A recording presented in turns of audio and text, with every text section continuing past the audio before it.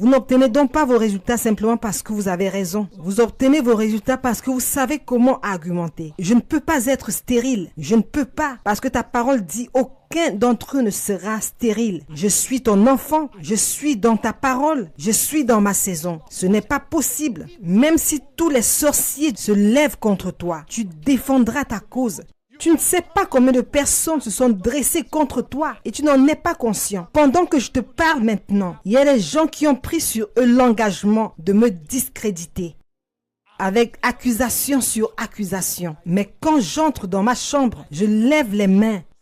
Celui qui est en moi est plus grand que celui qui est dans le monde. Car partout où je vais, j'émets la saveur de sa volonté.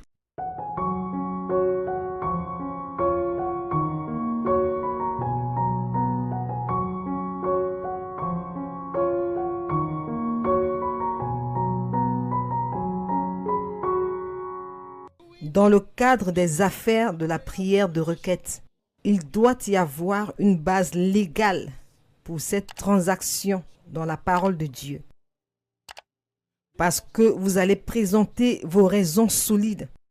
Vous ne recevez pas de résultats dans la prière de requête parce que vous avez beaucoup pleuré. Pour beaucoup de gens, chaque fois qu'ils veulent prier, ils se mettent à pleurer. Et aussi, ils ont reçu un enseignement religieux qui dit que s'ils se réveillent vers minuit et se mettent debout et dehors tout nus, il n'y a aucun moyen de ne pas obtenir de réponse. Ils attendent dans minuit.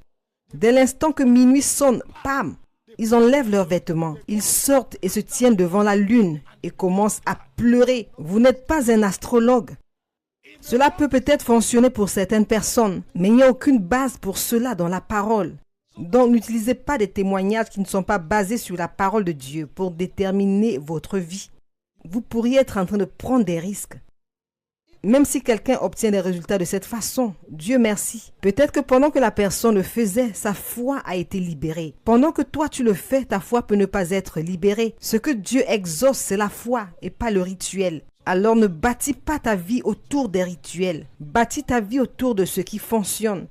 Lorsque tu veux faire des pétitions, assure-toi qu'il y a une base dans les Écritures qui couvre cela. Si je veux venir à une croisade, par exemple à Kumasi, et c'est la saison des pluies, je sais qu'il y a beaucoup d'agriculteurs qui comptent sur Dieu pour la pluie. Je ne vais pas juste décréter en disant que la pluie ne tombera pas ce jour-là, disant qu'un homme d'autorité a parlé. Non, j'irai devant le Seigneur. Et je dirai au Seigneur, je viendrai avec de solides raisons. D'abord parce qu'il nous a envoyés dans le monde entier. Et c'est maintenant le moment de venir à Kumasi. C'est ton esprit qui nous dirige et ta parole l'a dit.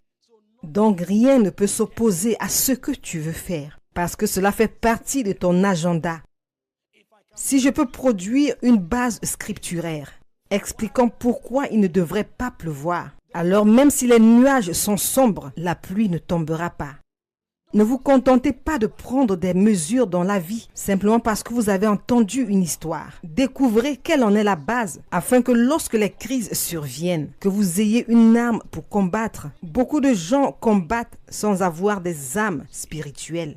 Alors ils supposent que c'est parce que c'est Dieu. Dieu ne permettra pas que nous soyons dans la honte. Dieu ne permettra pas que son nom soit traîné dans la boue. On ne peut pas se moquer de Dieu. Vous allez échouer, mais Dieu restera Dieu. Parce que la vérité est qu'on ne peut pas se moquer de Dieu. C'est pourquoi même lorsque vous échouez, il est toujours Dieu. Je sais pourquoi je dis cela. Parce que voyez-vous, les mystères sont subjectifs. Et quand nous commençons à enseigner des mystères, les gens en déduisent beaucoup de choses et se mettent en action. J'ai entendu l'histoire d'E. Allen. Il est venu devant une personne possédée d'un démon. Et il a dit, je suis E. Allen. Et le démon est parti. Je ne sais pas ce par quoi il a fait cela. Je ne sais pas si le Saint-Esprit l'a couvert ce jour-là comme une tente. Et il sentait le Saint-Esprit. Je ne le sais pas. Alors si je me présente devant une personne possédée, je ne viendrai pas en disant, je suis Michael Oropo. Le démon pourrait te donner un coup de pied. Mais je sais 1000 fois que si je viens au nom de Jésus, si je viens au nom de Jésus, même si ce démon était violent, au nom de Jésus, il doit descendre. Peut-être que si l'onction est sur moi et que ma foi devient radicale, je peux aller souffler et le démon sortira. Mais je ne peux pas l'enseigner comme une doctrine, parce qu'en le faisant, je piégerai une génération. Alors, avant de faire une requête, assurez-vous d'avoir une base biblique pour votre argument. Parce que la requête est une plaidoirie légale pour des demandes légales. Tout ce qui concerne la pétition est légaliste. Et donc, lorsque vous venez pour une pétition, vous venez avec des bases légales. Et la légalité du royaume spirituel, c'est la parole de Dieu. Deuxièmement, lorsque vous faites une prière de requête ou de pétition, vous devez adopter une disposition légale, pas une disposition émotionnelle. La prière de pétition ne se fait pas dans l'église, elle se déroule dans le tribunal. Et donc, vous devez maintenir une mentalité légale. Vous allez argumenter, vous allez vous battre, vous allez insister jusqu'à ce que vous obteniez des résultats. Contrairement à la prière de foi où vous décrétez et les choses arrivent, quand il s'agit de la prière de pétition, même si vous priez et que rien ne se passe, vous allez refuser. J'ai d'abord utilisé un verset et cela n'a pas marché. Je vais prendre 2 autres versets. Si 2 versets ne fonctionnent pas, je prendrai 4 versets de plus. Je prendrai 7 versets. Je vais continuer à argumenter parce que les résultats que vous obtenez dans la prière de pétition dépendent de votre habileté à argumenter. Vous pouvez avoir raison, mais vous pourriez perdre si vous n'avez pas les compétences en législation et en litige.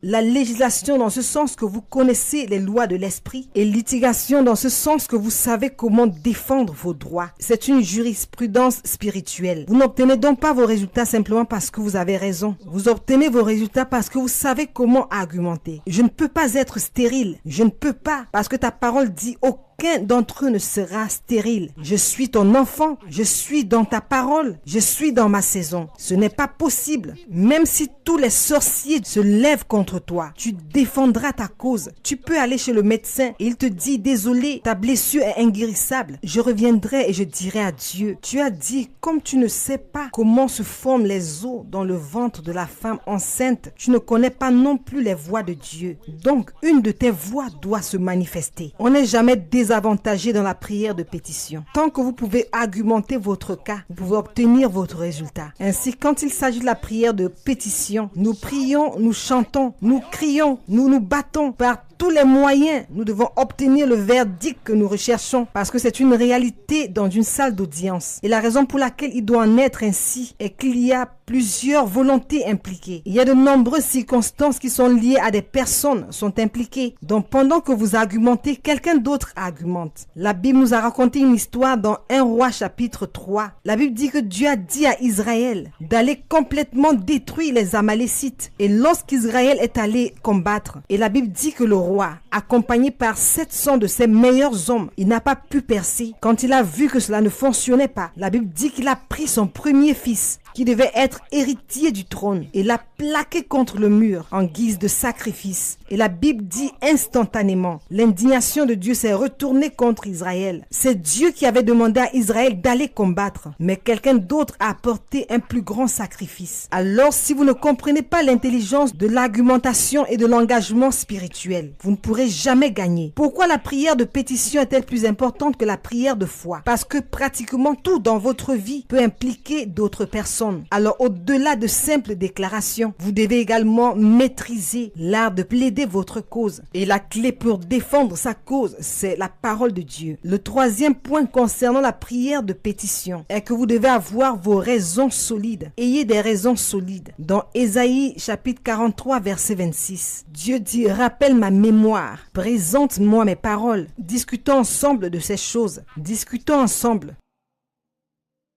Discutons-en ensemble. Tel que je suis, si j'échoue dans cette vie, alors nous devons penser à la façon dont cela se produira. Parce que même lorsque vous êtes manifestement désavantagé, vous voyez, il y avait beaucoup de situations où j'étais désavantagé. J'ai vérifié, je n'avais aucun mérite. Je me suis donc levé et j'ai dit, je suis en Christ. Et Christ est parfait. Son sacrifice est parfait. Si je suis condamné, Christ sera condamné. Et si Christ est à nouveau condamné, cela s'appelle la loi de la double incrimination. Et parce que Christ ne peut pas être condamné à nouveau et que je suis intrinsèquement connecté à Christ, je dois l'emporter. Vous voyez, vous devez chercher une raison solide par tous les moyens. C'est pourquoi les hommes de prière ne savent pas comment abandonner. Lorsque vous entrez en prière ou lorsque l'esprit de prière vient vraiment sur vous, la première chose est qu'il fera de vous un guerrier. Vous devez maîtriser comment combattre.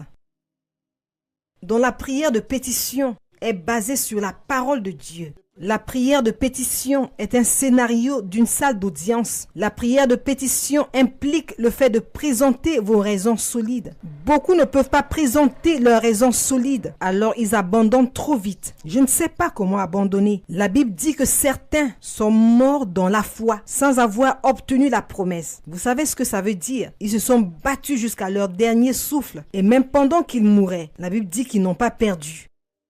Parce qu'ils ne meurent pas. Le juste est transféré. Alors quand je mène ce combat, quand je quitterai ce corps, je rejoindrai la nuée de témoins et je continuerai le combat. C'est pourquoi quand ils ont tué Étienne, ils pensaient que c'était fini. L'esprit est tombé sur Paul. Nous menons une bataille. La bataille ne se termine pas, que ce soit du côté visible ou du côté invisible. Par tous les moyens, je dois obtenir le verdict. Donc vous devez maîtriser comment apporter vos raisons fortes. Dans Osée 14, verset 2, il dit « Porte avec toi des paroles ». Je partage ces choses avec vous aujourd'hui pour que vous sachiez comment combattre. Ces choses que vous avez abandonnées, vous allez retourner et dire au diable « Celui qui lutte et s'enfuit vit pour se battre un autre jour. Je suis revenu ». Il y a une bataille que nous menions ici il y a plusieurs années. Je suis allé en formation et me voilà de retour. Alors qu'est-ce que tu disais? Disais-tu que le cancer allait me tuer? Dis-le encore. Avais-tu dit que parce que mon grand-père était pauvre et que mon père était pauvre, que je le serais aussi? Je veux comprendre. Qu'est-ce que tu disais encore? Quand tu viens avec intelligence, même le diable s'enfuit. C'est ce qu'on appelle la prière de pétition. Voyez-vous pourquoi seuls les bébés sont encouragés à étudier la parole de Dieu? C'est parce qu'ils ne savent pas que ces choses sont des armes. Ce sont des armes. Quand nous nous asseyons sur les Écritures, ce n'est pas pour lire et aller prêcher. Non, le voyage est grand. Je cherche des paroles. Je cherche des paroles. Je cherche des paroles parce qu'il y a beaucoup de montagnes à gravir. Il y a beaucoup d'obstacles à franchir. Il y a beaucoup d'hommes méchants qui se ligueront contre vous. N'avez-vous pas lu à propos de Paul? La Bible dit que 40 hommes ont fait un serment. Et ils ont dit qu'ils ne mangeraient pas ni ne boiraient jusqu'à ce que Paul meure. Paul qui allait écrire 1 Corinthiens, 2 Corinthiens. Le Paul qui allait écrire Romains. Paul qui allait écrire 14 livres. Ils disent que Paul doit mourir. Quel Paul? Tu ne sais pas combien de personnes se sont dressées contre toi et tu n'en es pas conscient. Pendant que je te parle maintenant, il y a des gens qui ont pris sur eux l'engagement de me discréditer avec accusation sur accusation. Mais quand j'entre dans ma chambre, je lève les mains. Celui qui est en moi est plus grand que celui qui est dans le monde. Car partout où je vais, j'émets la saveur de sa volonté. Je suis le parfum de Dieu. Je porte la présence de Dieu. Les gens ont besoin de moi. Ils ont besoin de moi. Même si les athées se lèvent contre moi, je resterai debout. Car même si l'ennemi vient comme un déluge, l'Esprit de Dieu élèvera un étendard contre lui. La Bible dit, celui qui creuse une fosse, il tombera. Elle dit, ceux qui se rassemblent contre vous, ils se disperseront, ils se concerteront entre eux, mais cela ne résistera pas, car Dieu est parmi nous. Le monde entier était contre Jésus, il a quand même réussi. Le monde entier, le monde entier. Celui qui creuse un trou, il tombera. Celui qui fend le bois en éprouvera du danger. Il dit, mettez-vous ensemble, vous serez dispersés. Il dit, prenez des conseils, cela ne réussira pas, car notre Dieu est parmi nous. Parfois, pendant que je prie, le Saint-Esprit vient. Et ce que le Saint-Esprit fait est qu'il ouvre la fenêtre de l'éternité. Et le Saint-Esprit m'amène 20 ans en arrière, de là où je suis. Et puis je vois que 20 ans plus tard, ce que j'appelais combat spirituel était une promotion pour moi. Alors je commence à suivre ce que le Saint-Esprit m'a montré. Je prends celui-là, je prends celui-là.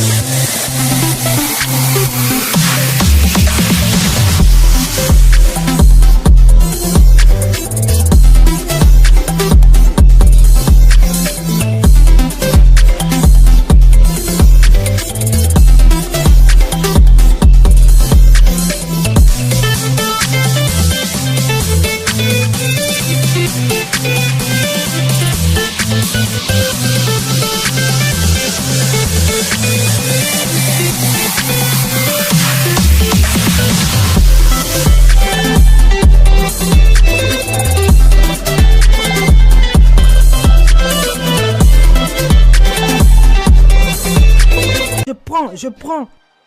Le jour où tu diras que je suis un menteur et que Dieu n'est plus avec moi, le Saint-Esprit viendra et dira, va faire une croisade. Et quand j'y vais, je vois des béquilles. Et ces béquilles deviennent un témoignage que ce que les gens disaient était un mensonge, car Dieu est toujours avec moi. La dernière chose à propos de la prière de pétition, c'est qu'elle doit être sincère. Tu peux croiser les jambes et faire la prière de la foi, mais pas la prière de pétition. La prière de pétition doit toucher ton cœur. La Bible dit, la prière efficace, fervente de l'homme juste a une grande puissance. C'est pourquoi je vous ai dit que l'intensité est une arme. Il y a beaucoup de prières que tu peux faire étant allongé sur ton lit, mais pas quand tu argumentes. Quand tu argumentes, parfois, tu dois enlever ta chemise et ton débardeur. Une simple culotte sera suffisante. Parce que pendant que tu pries, parfois quand tu fais la prière de pétition, le Saint-Esprit veut que tu arraches quelque chose qui a été enterré. Le Saint-Esprit veut que tu l'arraches. Mais puisque tu ne peux pas aller dans ton village, le Saint-Esprit te dira, si tu peux aller en profondeur dans la prière et tu vas plus profondément que ce qui a été planté, tu peux arracher cette chose. Et ce que le Saint-Esprit va te conduire à faire, c'est d'aller t'agenouiller contre le mur. Et pendant que tu es face contre mur, tu n'es pas en train de prier, tu es en train de creuser. Et quand tu finis, tu auras arraché quelque chose parce que tu es entré dans des mystères. Parce que quand cela touche ton cœur, tu quittes ton corps et tu entres dans ta fréquence spirituelle. C'est là que la vraie prière commence. Écoutez-moi, frères et sœurs, écoutez-moi. Quand les hommes te combattent, ne parle à personne, c'est du gaspillage. Les gens à qui tu parles retourneront toujours et mentiront contre toi. Oublie-le. Il y a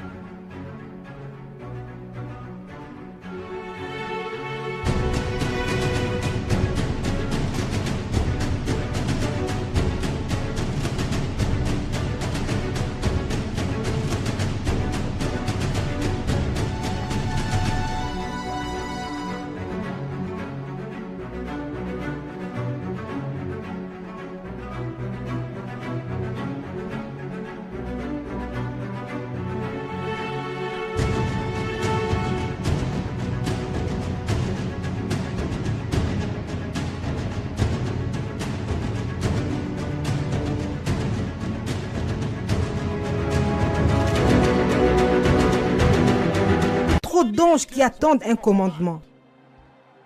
Il y a des esprits des hommes justes qui ont combattu dans cette bataille. Certains peuples anciens ont besoin de te parler.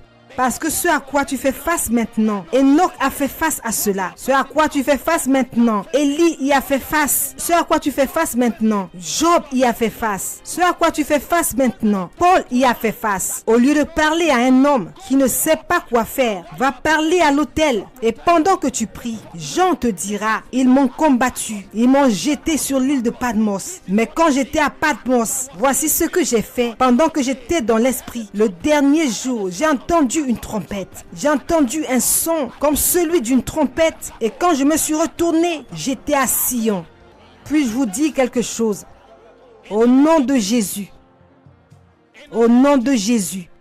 Parfois, le seul crime que tu vas commettre, c'est le fait que tu es le meilleur. Les gens médiocres, les gens qui ne veulent pas exceller, ils n'ont aucun problème avec l'échec. Mais dès l'instant où tu commences à briller, tout le monde fait de toi son ennemi. Tu tournes à gauche, il te poignarde, tu tournes à droite, il t'insulte, tu avances, il parle contre toi. Tu reviens en arrière, il n'y a personne à qui parler. Alors tu dis, qu'est-ce que je dois faire? Pendant que tu avances à l'autel, puis Paul apparaît. Il dit, j'étais aussi le meilleur et j'ai commencé à écrire les Écritures. Il voulait me tuer. Je ne pouvais pas entrer à Jérusalem. Ils voulaient me massacrer. Voici ce que j'ai fait. J'étais en Arabie. J'ai pris une retraite et je suis entré en Arabie. Il dit, en Arabie, Jésus t'apparaîtra et il t'enseignera des choses qui transcenderont ta génération. Alors pendant que tu vas prier, soudainement ton esprit va sortir de ton corps et tu vas te retrouver sur une île à Sion. Et Dieu va commencer à télécharger. Il va commencer à télécharger des choses. Commencer à télécharger des choses que quelqu'un prie par l'esprit. Au nom de Jésus. Puis-je vous dire quelque chose? Il fut un temps, vous étiez au même endroit et tout allait bien. Jusqu'à ce que vienne la saison de transition où David est censé devenir roi. Et puis l'enfer se déchaînera. Et alors tu ne sais pas pourquoi. Tout d'un coup, tout change et tu as l'impression que tu es sur le point de mourir. Ne t'inquiète pas, quand tu commences à prier, soudainement, David va commencer à chuchoter depuis Sion. Est-ce que tu connais Adullam? Est-ce que tu connais une caverne qui s'appelle Adullam? Il dit, vas-y, tu sais ce qui va se passer. Tout le monde sera déconnecté de toi. On va discréditer ton nom. On va vouloir te détruire pour que tu deviennes obsolète. Parce que leur joie, c'est de te voir détruit. Mais quand tu sais qu'il était une fois, David s'est enfui pour sa vie et le seul endroit qu'il a trouvé était une caverne appelée Adullam. Les seules personnes qui sont venues vers lui étaient 400 hommes brisés et battus. Mais pendant qu'il était à Adullam, il a trouvé la porte du ciel et tout à coup, des hommes brisés, des hommes sans valeur sont venus vers David. À un moment donné, la Bible dit Eliezer, le fils de Dodo. Eliezer, le fils de Dodo. Ils ont déconnecté le capitaine de lui, mais il y a un Eliezer qui vient déguisé en problème. Il y a un Eliezer qui vient déguisé en un homme battu. Quand tu trouveras Adullam, tu trouveras le son du ciel. Et quand tu trouveras le son du ciel, tu pourras changer un homme battu en un guerrier. Et la Bible dit que David, son armée, chaque jour, les hommes se joignaient à lui jusqu'à ce que son armée devienne comme l'armée de Dieu. Vous voulez prier ce soir? Il y a un voyage dans l'esprit. Il y a un voyage. Il y a un voyage. Rejoignez-moi pendant que nous voyageons.